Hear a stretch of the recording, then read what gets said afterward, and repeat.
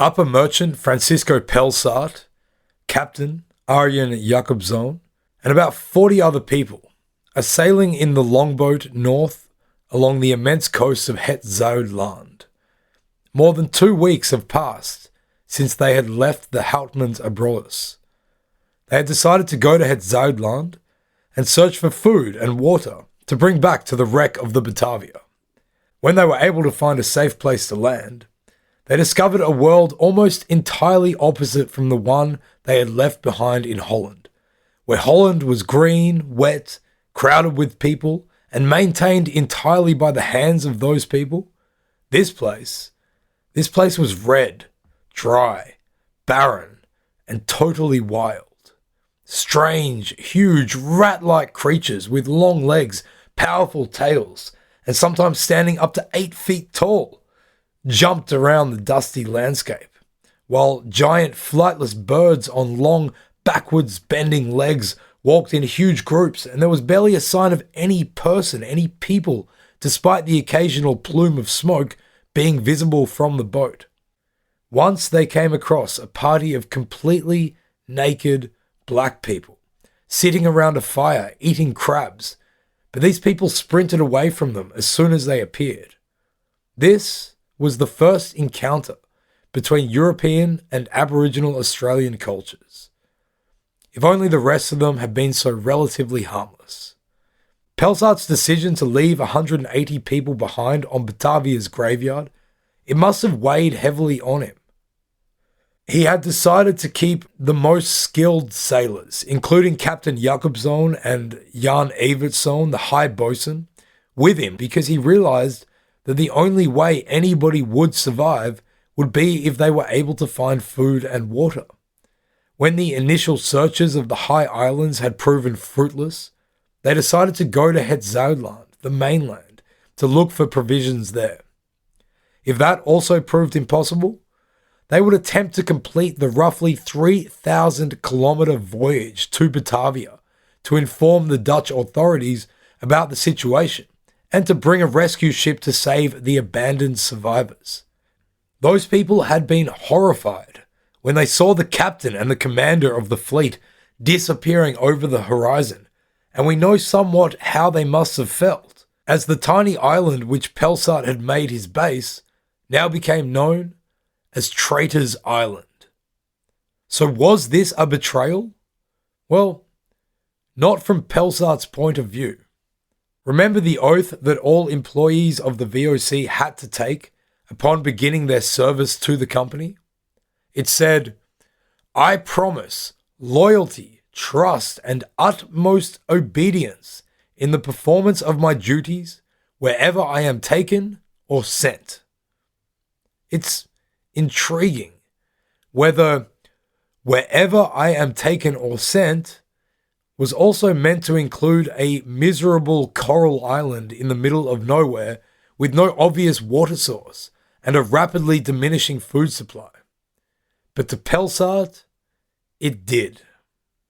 He was amongst men who apparently had wanted to kill him, with the only decent boat around, and having to make a decision upon which the lives of almost 300 people counted. Knowing that he represented the authority of the VOC, he also knew that the consequences of his decision here would rest squarely on his shoulders and no other. In a best-case scenario, were they to survive the ordeal getting to the fort at Batavia, the earliest they could bring a rescue ship back would still be months that the survivors on Batavia's graveyard would have to endure in these absolutely awful conditions. So, in the face of this very difficult decision, Pelsart did what many administrators throughout history have become very adept at doing, and he covered his ass. Knowing that to sail away from the main group of survivors would be to probably sign their death warrants, Pelsart wrote up a contract to be signed by everyone on the longboat, stating that it was a group decision and made in the best interests of all the survivors. The contract read, Since on all the islands or reefs round about our founded ship Batavia, there is no water to be found, in order to feed and keep the saved people alive, therefore the commander has earnestly besought us and proposed that we should sail to the mainland, in order to see if God will grant that we find water there, to assist the people with as many trips from there until we can be certain that they will be able to remain alive for some considerable time, and meanwhile command someone to bring our sad happenings to the Honourable Lord General, to which we, the undersigned, have consented now that the need has been placed before us of how greatly important it is to be responsible before God and the high authorities, having agreed and resolved to do our utmost duty in order to help our poor companions in their distress. In token of the truth, we have signed with our own hand and have sworn it in the presence of all people, this 8th of June, 1629. Just for a second, can you imagine how ridiculous this would have been? This is a carefully worded and typically laborious 17th century style agreement. So imagine this group, 40 odd of them, sitting on this tiny island, having decided to head for the mainland, realizing the ramifications for the people that they were leaving behind. And Pelsart would have spent at least some time drafting, reading out, discussing, and redrafting this contract. Is that scene not a ridiculous testament to how the weight of VOC authority still stood firm in the minds of people facing an absolutely dire and exceptional situation? Bloody oath it is. With this tidy little contract folded up neatly in his pocket and still wielding the authority of the VOC on board this longboat, Pelsart and this smaller group that includes men who had been plotting mutiny against him will end up undertaking one of the greatest small vessel voyages ever recorded. Against the elements and with scant supplies, Captain Jakobsson again proves his mastery of the sea, and over 39 days he will bring the open longboat safely north across the Indian Ocean and towards Java and the Dutch fort of the VOC, the fort of Batavia. Perhaps this little contract held the people on that longboat together, so that they might achieve such an incredible feat. Despite the apparent mutiny and division between the leaders in this group, under the weight of their oaths to themselves and to the VOC, they put survival first, and they managed to succeed. It's actually pretty amazing. The people they left behind on that barren island in the Houtmans Abrolhos will also adhere to the authority of the VOC. Their commander Pelsart has abandoned them. Geronimus, the lower merchant who doesn't believe in sin or hell and who has just washed up on the shore, he will take his place as the highest ranking company officer. He will also write oaths and contracts for people to say and sign. He will also carry these in his pocket and so enforce VOC authority.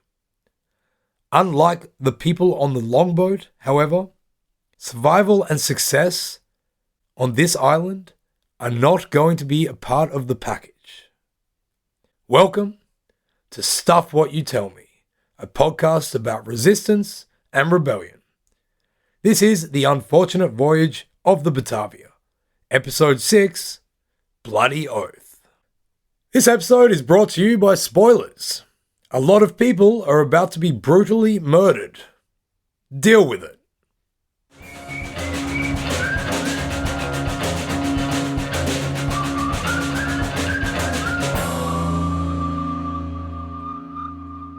After resting for a day, Geronimus emerges from the makeshift tent.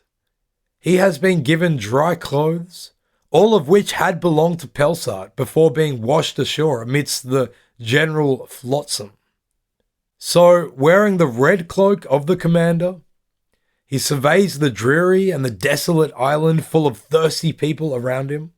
He notices that the soldiers have separated themselves slightly from the rest of the group, and that, although the water situation seems to have been sorted out for the time being, there is not much in terms of shelter. But now that he's out and about, Geronimus is quickly appointed to the Rad, the council, and soon he takes his natural position as its leader. He goes about making a great show of organizing hunting and water search parties, improving and maintaining the very meager accommodations, and constructing a giant tent for himself to live in. He also commands that all the food and water stores that had been brought to and washed up on the island were to be kept in a giant tent next to his giant tent, and he appoints certain people to guard that tent. Those people all seem to us to be the same ones who our friend Jan Pelgrim had been hanging out with on the ship. Geronimus declares that every piece of driftwood is to be collected from here on in, from the shore, and the carpenters from the Batavia are to fashion them into small yawls with which they can scour the wreck and the other islands looking for more provisions. After one is finished, he sends a group of his guard to search all those other islands for fresh water. When they return, they report to him that they hadn't found water on any of the islands. He tells them to remain quiet about their findings. Let's just stop for a second and imagine what must be going through Geronimus's head at this point. As far as he can deduce, the upper merchant and the captain, they must have decided to sail all the way to Batavia to try to get help. It will take months for any rescue ship to arrive, which means that somehow he, Geronimus, must survive for that long here. But how is that going to be possible with 180 other mouths to feed and water? There just aren't the resources on these islands to support such a big group. As far as Geronimus can figure, probably about 40 people will be able to survive here. So the logical conclusion is that, one way or another, more than 100 people need to be gotten rid of. This logic actually makes a certain amount of sense if you are a psychopath. The idea of deliberately wanting to make a lot of people die would probably make most other people shudder and not go through with it. That's because most normal people have a moral code that says that killing other people is the wrong thing to do. Geronimus, though, remember, believes that every compulsion he has must have been sent to him by God.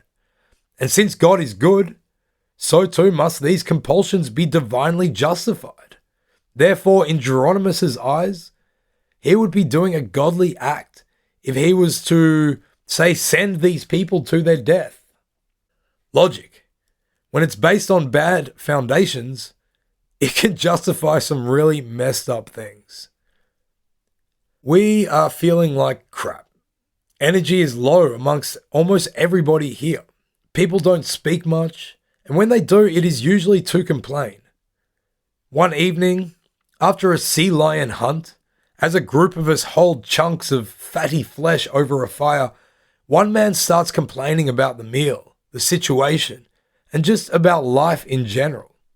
He makes some reasonable points, especially about the food and that its supply is quickly diminishing. The sea lion population has almost been completely wiped out. The man's name is Reichert Walterszoon. He was the one who'd been drinking on the sinking ship and in a drunken fervor had ripped up Pelsart's journal after Geronimus had given it a public reading, of course. He is an older, more experienced sailor, and he had been close to Jan Evertsson, the high bosun. At the moment, though, he is not at all fond of Jan Evertsson, or the captain, or the upper merchant, or anybody who has anything to do with the VOC.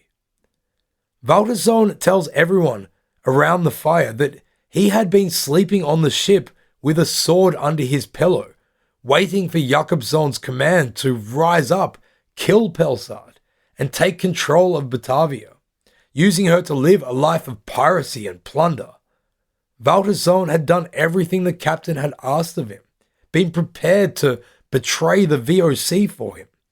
But now, as a reward for his loyalty, he had been left here to die with the rest of us scum. The rest of us scum, standing around the fire, we continue to just stare into the blackening meat on the coals, and nobody really says much. So, there was a mutiny being planned, we think to ourselves. Now it has been confirmed, but really at this point, who cares?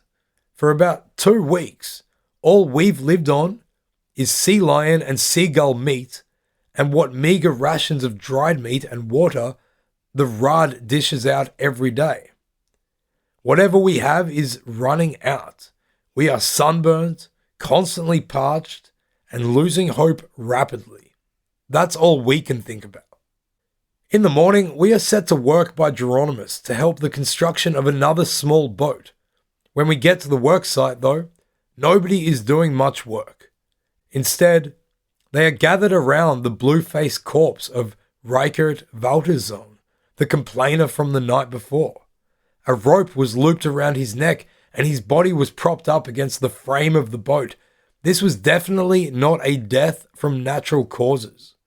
In a red-coated flurry, Geronimus arrives on the scene, flanked by several of his guards, all of whom also seem to be decked out in the red cloth of the commander.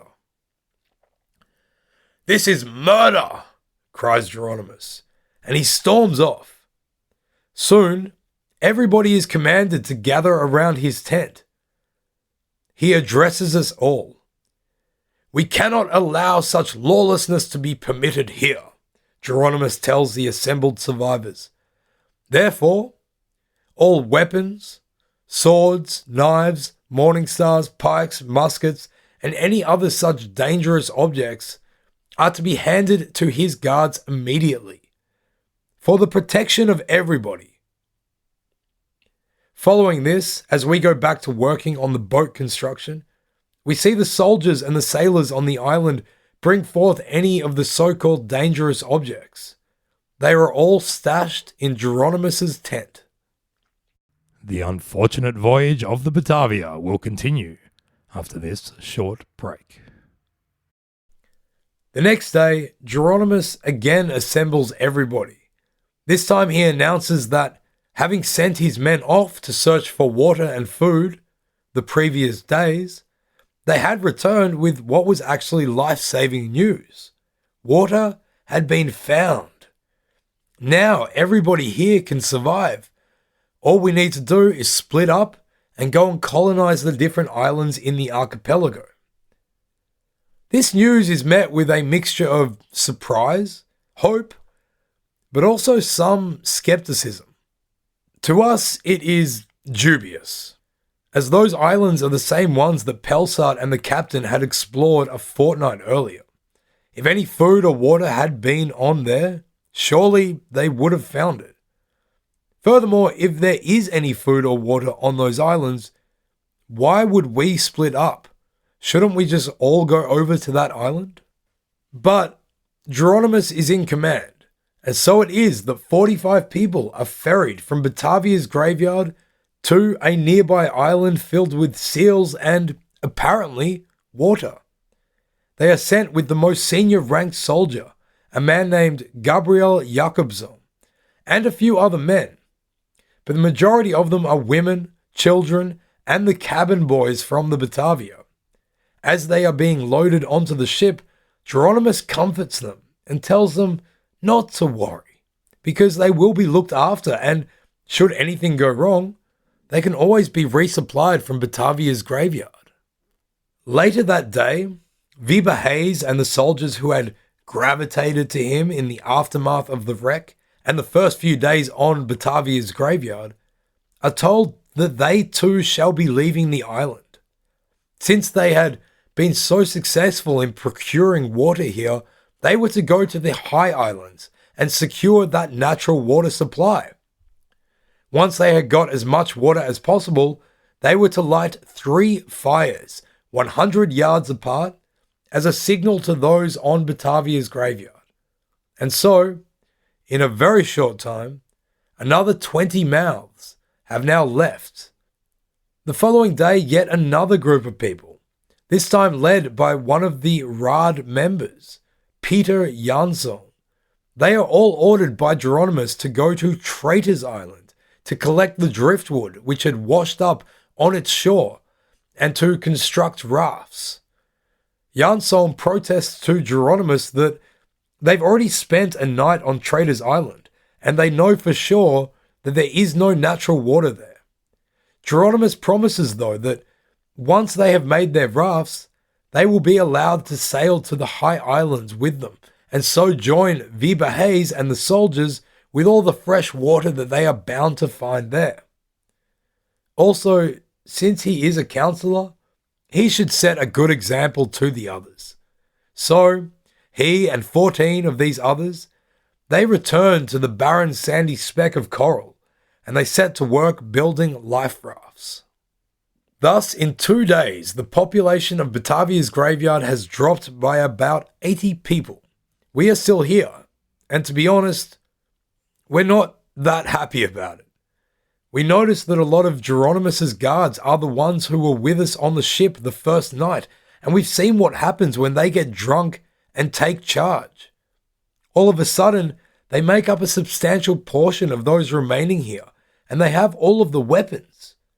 We had been thinking to go with Weber Hayes and his soldiers, but Jan Pelgrim, our mate from the ship, he has convinced us to stay here. His favourite person in the world, Geronimus, is finally in charge, and things can only get better from here. We don't share his enthusiasm, but at least we've got someone to still play tic-tac with. Over the next week, which we spend working on constructing boats, Geronimus's men start to exert a greater sense of authority, particularly by the way that they swagger around and are now talking down at everybody else. In their red clothes, they are confident.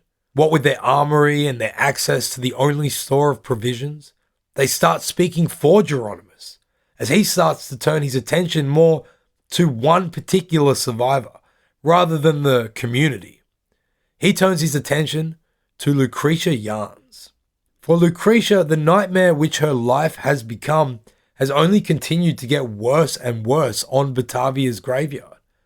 After being courted by both the captain and Pelsart during the trip, after being ostracized and abused to the culminating point of being attacked and having shit smeared on her face, she now has Geronimus persisting that she join his bed, what with the fact that his is the best and most spacious tent. She obviously declines him, as she remains in one of the smaller tents, sharing with 2 other women whose sailor husbands were lost in the wreck. She spends her time tending to the ill, of whom there are quite a few on the island and becoming more and more with every day. They together have been quartered under one slightly larger tent, but still in the general community of terrible accommodations that we have to put up with. One of the most haunting parts is the issue of a near permanent galing wind that whips through the entire place, creating a cacophony of lashing ropes and flapping canvas that is constantly getting looser and needing ever alert attention to keep it all in place. Geronimus at this stage is not in absolute control, not yet. The Rad is officially still the governing body of the island, and although he is its leader, the other members can together outvote and veto him in any decision. This potential for conflict is realized one day, on the 4th of July, when one of the Batavia's gunners is caught with a barrel of wine that he had stolen from the supply tent and shared with a fellow gunner. By committing this crime, the gunner who has stolen the wine has also stolen the property of the VOC, thus earning a punishment of death.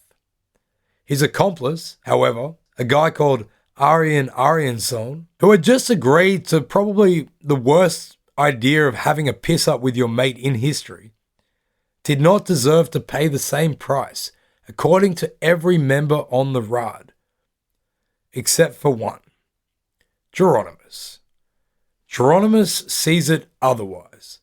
He believes both men deserve to die, and he is upset when the others disagree with his judgment. We hear him shouting from the tent during the council meeting, "How can you not let this happen? You will soon have to resolve on something quite else." The next day, Geronimus, using his VOC authority, insists that the council members are not following the regulations of the company, and so he dissolves the rod, insisting that he has little choice but to choose a new one. This new governing body is to be made up of none other than his red-cloaked bodyguards. Now they are in complete control, and they waste no time in asserting their authority. In addition to the 2 gunners, 2 carpenters are also accused of plotting to steal the boats, which we have been busy making. The new Rad quickly issues judgment, sentencing them to death as well. Geronimus's men, in front of the quite astonished eyes of everybody else, round up all the accused and convicted men and take them off to be executed. One, however, is missing. The wine-drinking accomplice, Aryan Aryansson, who the old Rad had wanted to save from death. He appears to have saved himself and has vanished overnight. The guards absurdly walk with the condemned over to the other side of the island, where everybody can still see them, and they carry out the sentence by having swords driven into the guts of the convicted and then drowning them in the wash of tide. The 3 bodies remain on the beach, lapped by foam and blood, visible to all, including those on Traitor's Island. That is, until the sun goes down over their lifeless forms. The next day, Geronimus handpicks 6 people and orders them to go out to Viva Hayes' island, the High Islands. None of them are wearing red, but the men who row them out there, they all are.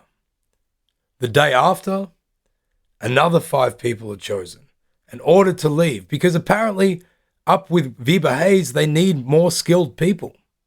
This time the boat returns, but one of the group has remained on board. We wonder why he did not get off at the island. His name is Andries de Vries, and he looks really shaken. Walking up the beach, he is led by the Red Guards into Geronimus's tent. When he comes out, he's also wearing red. Every day since our arrival, the predicant has been dutifully holding sermons on the beach in the early morning. Numbers of those attending, they have been getting fewer and fewer. It is generally a mix of the civilian passengers that remain, the predicant's 7 children, wife and servant girl, and some of the soldiers and sailors. Not a single one, though, wears the red to indicate membership of Geronimus's inner circle. As we attend one of these services, we pay more attention to the crowd than we do to the predicant himself. Lucretia is also there. Supposedly she is a frequent attendee. The predicant's children, they sit front and center, and we can't help but notice his eldest daughter.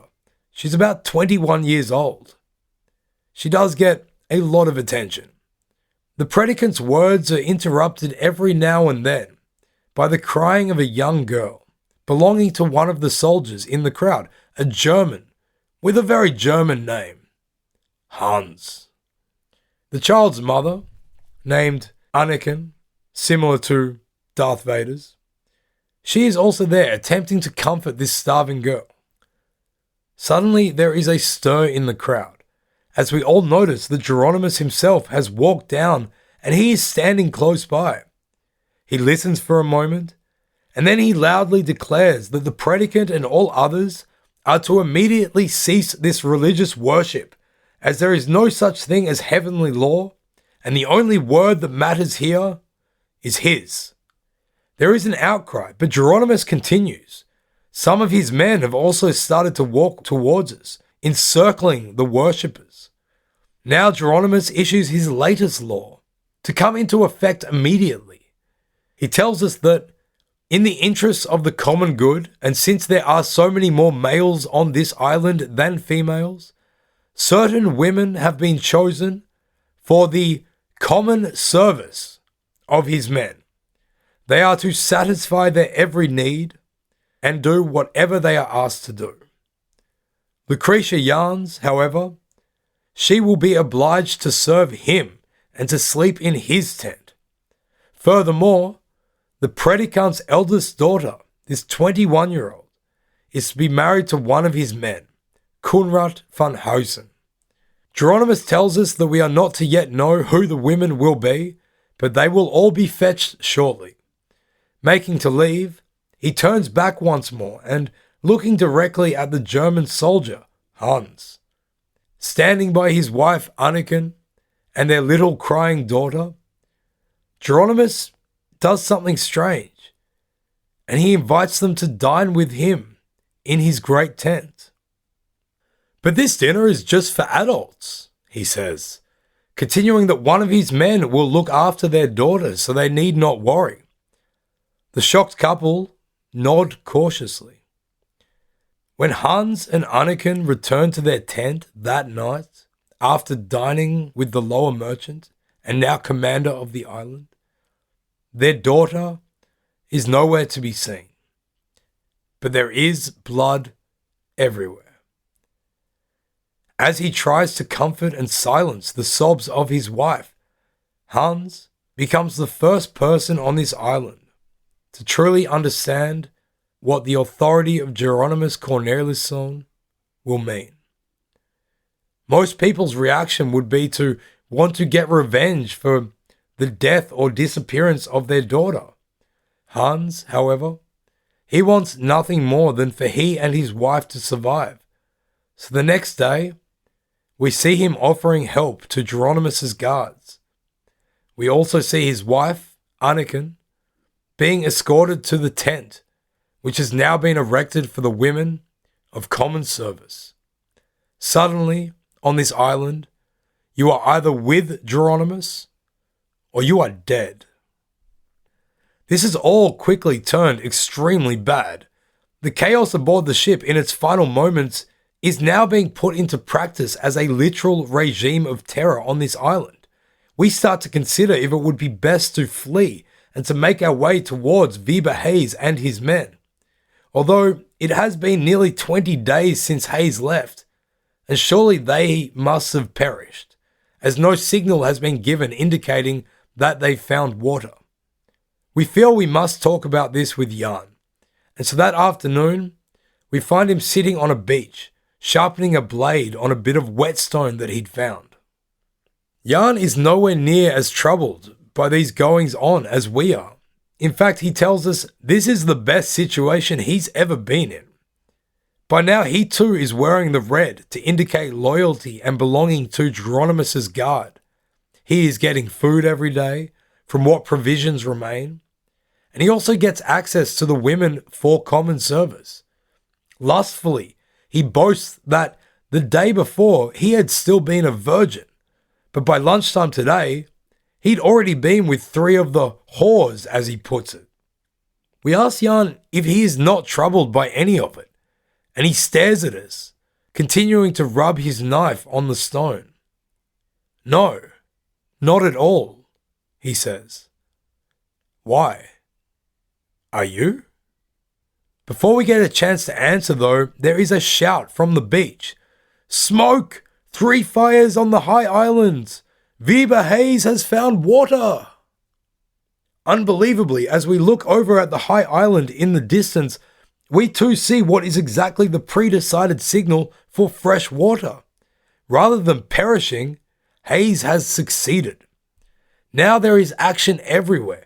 Geronimus seems more shocked than anyone at the smoke in the distance. Another shout comes up that the smaller group, which had been sent to Traitor's Island to build rafts, they have also seen the signals. They have been waiting for this moment. Everybody watches as they push out on their floating bits of wood and embark on a journey to reach Hayes and, more importantly, fresh water. Geronimus nods to his gang of men, who quickly run to their own small yawls, which we had been helping construct, and they start moving them out to the sea. We can do nothing but watch as the horrific scene plays out in front of us. The pathetic rafts that those on Trader's Island had managed to make are barely able to float, let alone maneuver in these treacherous waters. The ones made by us on the larger island, they catch up quickly. At first we think that Geronimus's men are also heading for Hayes, so as to bring fresh water back for us all. This, however, is not what they do. Once they catch up to the crappy little raft and after pushing it in towards shallower water, the men start jumping onto it. The gathered survivors on board shriek, and as we watch, we see the sun glinting off several blades as they seem to swing down onto the group. In the shallows between Seals Island and Batavia's graveyard, several of the women jump out of the ship and they try to escape, but they are quickly bundled up onto the guard's boat, taken out to deeper water, and there they are drowned. Nobody on Batavia's graveyard, where we have now been for about a month, misses any of this. Now, we all come to understand just what Hans the German had. Geronimus's reign is one of terror, and now he has nothing to hide. Here we decide we need to run, or float, or swim away, something, anything. If we are to survive this, we must get off this island of nightmares. But how? We start making a plan to rope together a meager raft, which we figure we will hide as best as possible behind some small rocky outcrop. In the morning, with these thoughts already on our mind, we are suddenly startled by a terrified scream coming from the medical tent. We rush over along with many others, and there we find Lucretia Yarns bent over and retching outside the ward. Looking in, we find that all 11 people inside are dead. What killed them is obvious, and it was not their illnesses. Each one lays there, throats all slit, the sand below them stained with blood. As we walk back, more determined than ever to find a way to build some raft so that we can escape, we see Andries de Vries, the one person who had returned from sending this group over to Viva Hayes. He is sitting on the beach, rocking slightly backwards and forth. The red of his clothes is now matched by what we see is red on his hands. Geronimus decides that, well, much like Pelsart, things had gone far enough before needing a certain bureaucratic and officiality added to it all. His actions, which are those of the VOC that he represents, they must be justified and sanctioned properly. So what does that mean? That means oaths. Geronimus orders that those among his group, those wearing red and enforcing his governance, they must now be bound together in unified adherence to his authority. So he makes them sign or make a mark on an oath, just like we had all done to the VOC before stepping on the ship, and which Pelsart had insisted upon from those in the longboat with him. We see Geronimus' men approaching the tent.